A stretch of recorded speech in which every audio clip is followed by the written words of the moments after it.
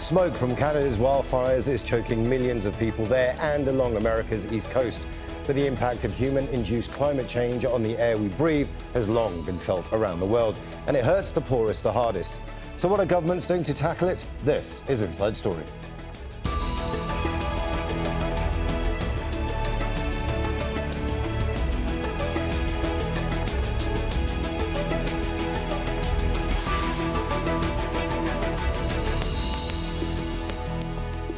Hello and welcome to the programme. I'm Imran Khan. From Lahore to New Delhi and from Baghdad to Mexico City, there are few places on Earth where air pollution is not a problem. It affects the quality of life for billions of people. This week, smoke from unprecedented wildfires in Canada is engulfing the skies of cities in the United States, making the air too toxic to breathe. Climate scientists say such blazes are increasing in frequency around the planet because of global warming. And it's often the poorest people and nations who are the most vulnerable.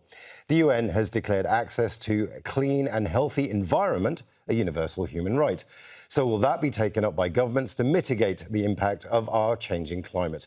We'll get to our guests in a moment, but first, this report from Victoria Gatenby.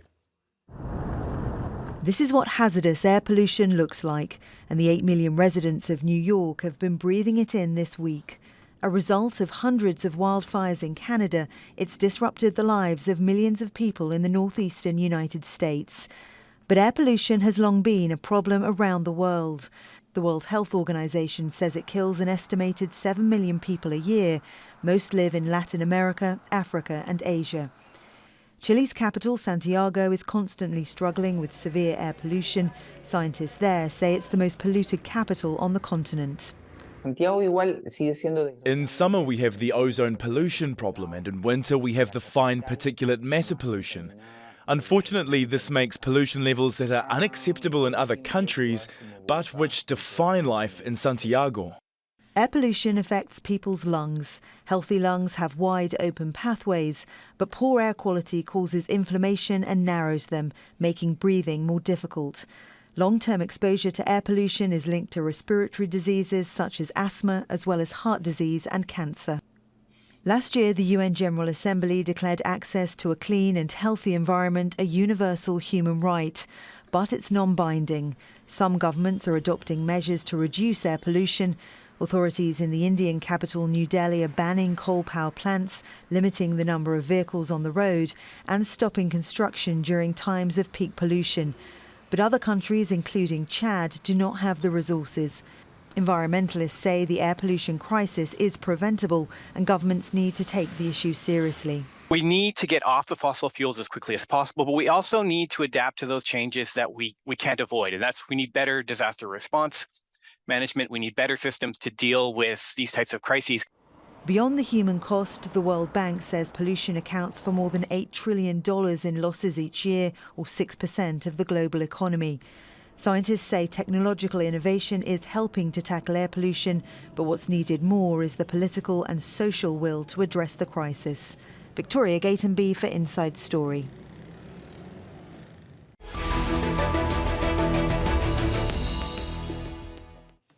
Let's bring in our guests. In Madrid, Dr. Maria Neira, the Director of Public Health, Environment and Social Determinants of Health at the World Health Organization. In Brussels, Emma Budd, a clean air lawyer at Client Earth, an environmental law charity. And in Delhi, Abir Balla, a youth environmentalist and advisor to the board of Commonwealth Human Ecology Council. A warm welcome to you all. I'd like to begin in Madrid with Dr. Maria Neira. The UN has declared access to a clean and healthy environment as a universal human right, but that's non-binding. So countries don't have to pay attention to it. Is this part of the problem, that there simply isn't any law with teeth that gets into this? I think it's very sad to start to, we need the fact that we need a resolution to claim that we all should have access to a clean and healthy environment.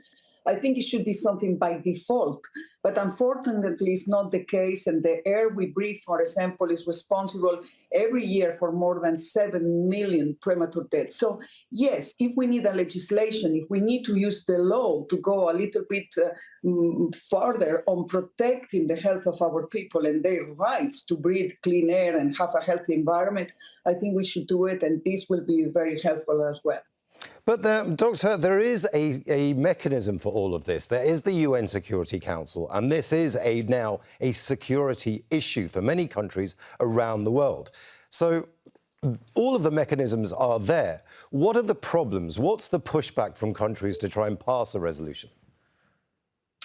I think we are still far from recognizing that we are facing a big crisis, which is called climate change. And we are facing a crisis due to the fact that we are destroying our environment and fundamentally polluting everything we touch, the water we drink, the air we breathe, and then the food we eat. So unless we decided on a very strong way, with a very political decision and courage as well, to stop pollution and making a healthier environment, a healthier development, transitioning to clean sources of energy, for instance, stopping the combustion of fossil fuels, we will keep killing ourselves and being responsible for the little destruction that we are facing every day. I think we have a lot to gain if we take the right decisions on this acceleration of the transition to renewable clean sources of energy, better urban planning, better design of our cities to protect our citizens, and of course, less aggressive agricultural practices, and looking at a very strong agreement at the COP28 on climate change with a very strong political decision and of course, investments and accelerating the level of ambition that we have now and of course, the speed to take decisions. All of that to protect the health of the people, in addition to the health, of course, of the planet or the sustainable development. But more than anything, our health is already paying the price of having pollution and climate change affecting us in a dramatic way. In Brussels, Emma Budd, you've just heard what Maria Neira has said there. A lot of things need to get done. None of those things are happening. Why is that? As your experience as a lawyer, you must come up against this every day. Yeah, thank you. So it's interesting that you talked about the UN General Assembly's resolution and the fact that there is no codified law. I think that really hits it on the head. Here in Client Earth, we would argue that breathing clean air is already a human right. And that's a right that exists, and it's a right that states have an obligation to comply with.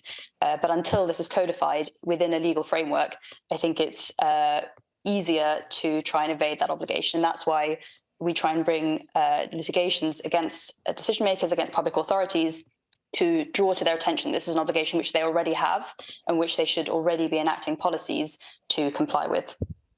Abir Butler, let me bring you in here. Actually, this is quite personal for you because you suffered from a bout of bronchitis, which led you to become an environmental activist. And you think, do you think that the youth, which is what you're focusing on, that's literally the future? I don't want to sound like Whitney Houston, but like that's the future, right? Absolutely. I think, as you said, for me, of course, I was very indifferent to climate change when I started out, but when I actually learned that climate change, that air pollution is harmful for my health, that's when I woke up and realized that this is something I want to work on. My doctor told me that I was having these seasonal allergies because of prolonged exposure to air pollution. And that continues till date. And I think, I have a bit of a pessimistic outlook on the human race in that I think everyone wants to know what's in it for me. And I think as an environmentalist, that's what I really try to address in all the audiences that I'm talking to. I think I try and, let that reflect and I, try and tailor the message to the audience that I'm talking to and make them understand why air pollution is an issue that affects all of us and why we need to start working on it as a collective. Rather than having this blame game between institutions, whether it's state governments, central governments, the UN or any other bodies. Emma, Abir makes a very good point there. There is a disconnect, isn't there, between, say, for example, what the WHO say, which is there is a certain level of air that's not pure, and then, say, for example, the European Union, who say, actually, the air in Europe is perfectly safe. There's no standards here, right? And that is a big problem. I think, yeah, and I completely agree that that is a big problem. Part of the problem that we have in Europe is that there is a European legal framework, but it's outdated. And that's currently in the process of being revised. And the most important thing is that does listen to and comply with the latest science, because the science is clear, and the WHO released their recommendations almost 2 years ago now, and they tell us what the maximum acceptable levels of air pollution are. And so states have an obligation to listen to that if they are really going to comply with their obligations to protect the life, the health, private life of their citizens, and they have to be following the science in making laws which properly affect people, which properly protect people, because at the end of the day, of course, that is the purpose of the law. Dr. Maria Neira, I mean, the WHO doesn't have enough teeth, we've established that, to actually force institutions like the European Union to act. But there are things that you can do. What are those things that you can do? Well, first of all, we are putting the scientific evidence on the table. I think no politician, no government, no policymaker, no mayor around the world, anyone will be able to say, I didn't know. The evidence, the scientific evidence is very clear. We are issuing reports very often using this horrible number of the 7 million premature deaths caused by the bad quality of the air we breathe, the fact that more than 99% of the people, I mean, almost 100% of the people around the world is breathing air that is not respecting the standards recommended by WHO. Of course, it's not the same to live in New Delhi. The standards will be completely different from those recommended by WHO than in Switzerland, for instance, where the difference with WHO standards is lower. But still, the fact that we are putting the evidence, we discuss with the governments, we have resolutions of the World Health Assembly, we talk with ministers of health, we talk to ministers of energy, because this is very much about an energy issue. We go to all the COP, I mean, the climate change negotiations. We describe what are the effective interventions to reduce air pollution. We have plenty of evidence demonstrating those interventions, what it works. And we have as well systems and methods to calculate, to estimate, if you go for these standards, like in European Union, for instance, look at the number of deaths that you could avoid if you are a little bit more ambitious.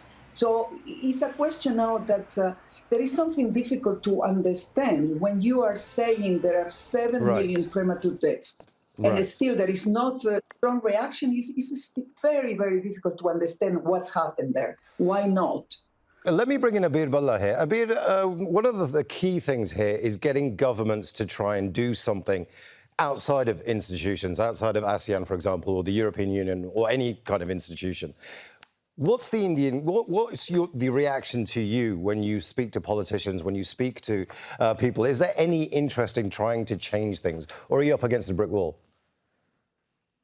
So it's a bit of both, right? Because there are more and more people who are becoming receptive to the idea of working on air pollution. But unfortunately, I feel like we're stuck in a catch-22, right? Let's take the example of the firecracker ban, which has been there for the past 5, 6, 7 years in India. And all the competent authorities, whether it's the Supreme Court, whether it's the National Green Tribunal, everyone has banned it. But this ban falls on deaf ears. So, right. So the government says, we've done our bit, we've introduced a ban, and society is not following it. And on the other hand, we have social groups who are saying, oh, air pollution is too large an issue for any of us to deal with. It's governments and it's corporates who have to tackle this. So to come out of this vicious cycle, to come out of this catch-22, I think that's where youth and social groups are important, because there's no doubt that, I think a large part of the burden lies on institutions and governments, but it's also on society and youth groups and social groups to get the ball rolling. We have to take the first step, because to any rational politician, they want votes, right? And to get votes, they have to know that society actually cares about an issue and they're willing to act on it. So I think there's a very strong need for different groups to come together, and that's where we face our challenge, right? To your question, I think there's a lot of myths around air pollution. A lot of people who I talk to, whether they're class 3 students or whether they're from retirement homes, some people think air pollution is just a seasonal issue. Some people think it's restricted to North India. So really busting those myths and bringing about proper education and awareness would be the first step towards tackling that issue. I want to bring Emma Budd in here. Even 10 years ago, the fact that your job probably didn't exist in the way it is right now. You're a clean air lawyer.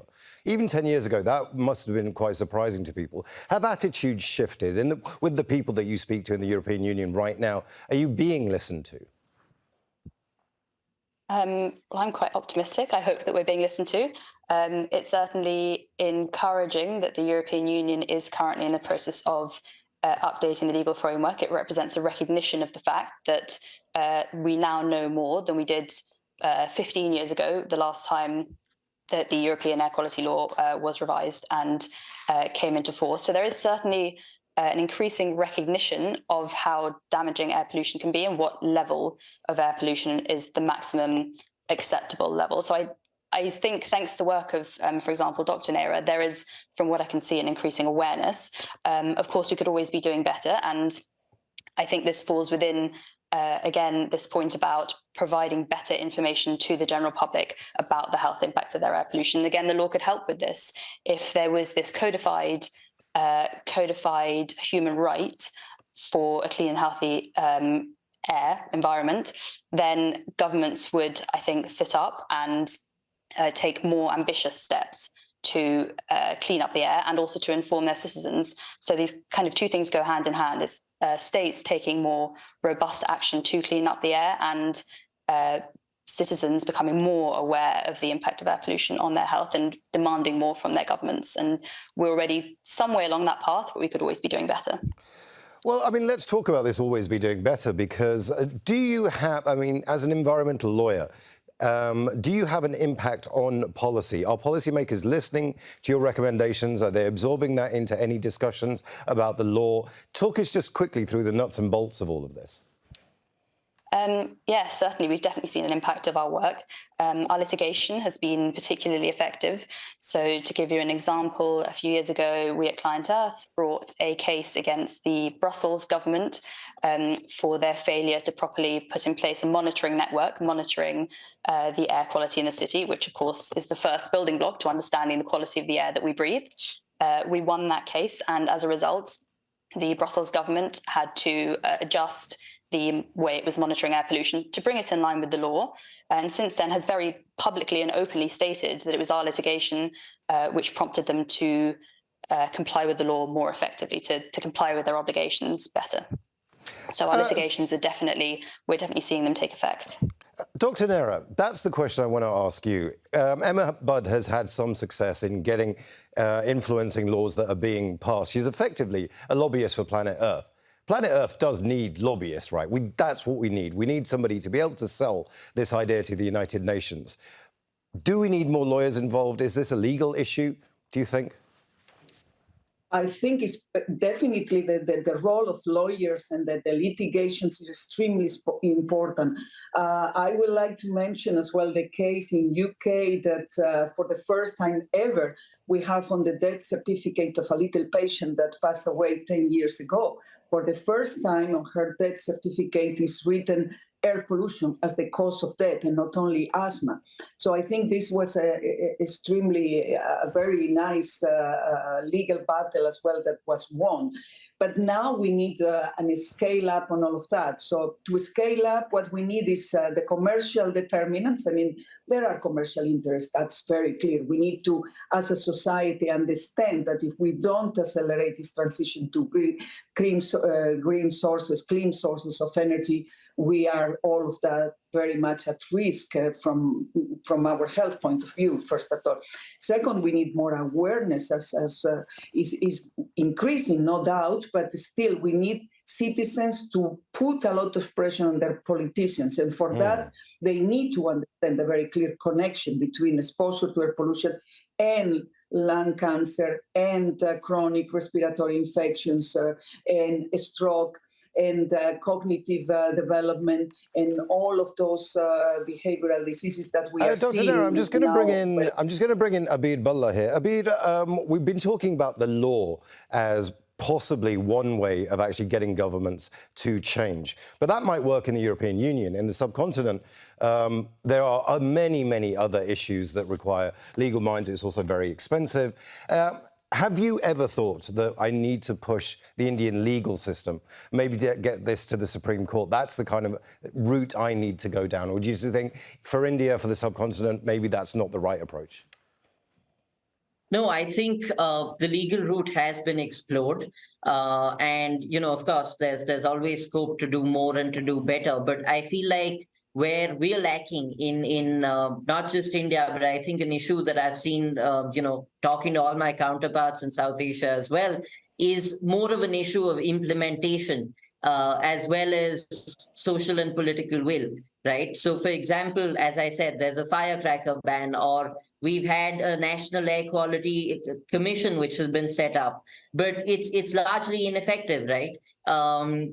This committee has been constituted and reconstituted to make state governments and central governments work together over the years. But we see that by and large, in several states in particular, the AQI numbers aren't going down, right? So I think there are a lot of laws, like I earlier mentioned, the firecracker ban, but enforcement is the issue. And that's where I think the role of urban local bodies, the role of municipal commissions, and to a great extent, state governments also comes in. I mean, the state government of Delhi has been doing a fantastic job over the past 2 or 3 years. But Sorry, the problem Abir, is I'm just going to disturb you there because I want to bring Emma Budd in here. This is a very interesting conversation about enforcement. Yes, you can pass all the laws you want, but you need countries to sign up, you need countries to enforce them. How's that going to happen?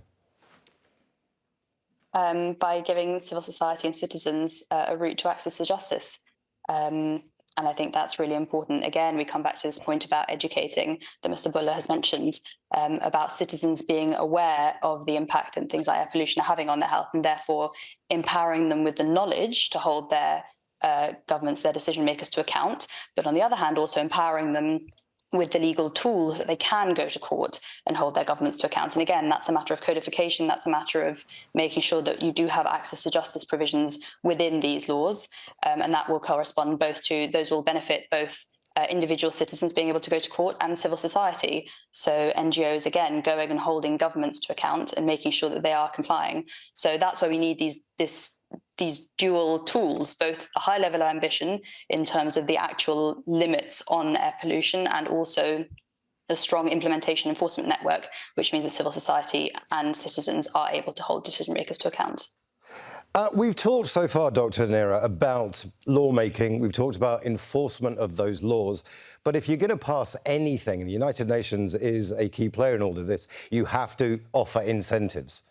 Countries have got to be able to think this is in our interest. And that's the only way they'll act. What incentives can the United Nations offer, the WHO offer, other than putting the information, like you said, on the table? Well, the incentives we are offering are the best possible ever. I mean, the number of lives you can save, the number of diseases you can prevent, and even if we go to numbers in terms of economy, the total amount of resources, economic resources that you can save, because our hospitals are already paying, our health systems are already paying an incredible price to treat all of those chronic diseases. So the incentive is definitely prevention of diseases, reduction on those millions of deaths, better services, reducing health system cost, and of course, making sure that our population will understand that. I think when you have mothers, like one mother in UK has been able to change the law almost, more the people is aware that air pollution is affecting dramatically our health, more they will vote, use their vote to decide who is the mayor that will be the one responding and endorsing all of those laws, who is the government that will be responding the better to our demands for air quality. So I think the United Nations can decide and put declarations and put even sanctions. We don't have the capacity, but definitely by producing every year a tracking of who is doing what and how many lives you are not saving and you could avoid the deaths, I think that will be the most powerful kind of reporting mechanism and monitoring on how many lives are you not saving every year. Sorry, because you Dr. are Nera, not- we are running out of time. Now, I have a question I want to ask all three of you. I'll begin with Abir first. COP28 is coming up. That's one big opportunity for countries to come together. Very quickly, what do you want to see from COP28, from the Climate Change Summit? Absolutely. I think one is very topical, of course. I'm hoping that, we've seen that there's international intervention on the grounds of humanitarian reasons across the world. But I feel like climate change, air pollution need to become issues wherein the international community can come together to actually put pressure on other countries to help their citizens, right? That would be the first thing. Second, I would say that, we're seeing more and more young I'm people... going to have to stop you there because we are running out of time and I do want to get to our other guests as well. I do apologise. Emma Budd, you're a lawyer. Legally, what laws would you hope to see at least being talked about at COP28? I want to see high ambition when it comes to setting limits on the air pollution that we can breathe, as well as a strong implementation and enforcement network, which means that those laws are respected and that citizens and civil society can hold their governments to account to respect their human rights to breathe clean air. Dr. Nera, what do you hope for from COP28, just very quickly? We will have a health day for the first time ever. I would love to see all the countries endorsing WHO's air quality guidelines. That will be a dream. And obviously, drastic reduction of emissions. That will be so good for public health. I want to thank all our guests, Dr. Maria Nera, Emma Budd and Abir Bullah, and I want to thank you as well for watching. Now, you can see the programme again anytime by visiting our website, aljazeera.com, and for further discussion, go to our Facebook page. That's facebook.com/AJ Inside Story. And you can also join the conversation on Twitter. Our handle is @AJ Inside Story. From me, Imran Khan, and the whole team here, bye for now.